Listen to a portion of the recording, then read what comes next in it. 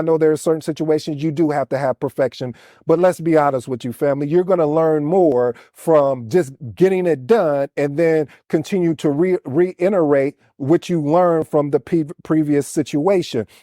So perfection sometimes is a crippler. Why does it cripple people? Because they're so nervous of even getting started because they don't believe it's going to be perfect, because then they start doing a comparison model. A comparison model looks like, oh, I see you doing this and I want to do it, but I'm not like you. Of course, reason why we're not the same, because you have a different gift. You have a different skill set that the world truly needs. So instead of just focusing on trying to be perfect, get started. When you get started, you have an opportunity that most people won't take advantage of. You have an opportunity to walk into the greatness that you've been blessed with. So, family, focus on getting started. Here's a tip. I'm going to help you with this because this is one of my favorite. I had to learn this too the hard way because I was such a perfectionist. Like I wanted all the T's and I's to be, crossed appropriately, but I learned it was hindering me in a sense because I wasn't moving forward. I was just getting stuck, or I was just running around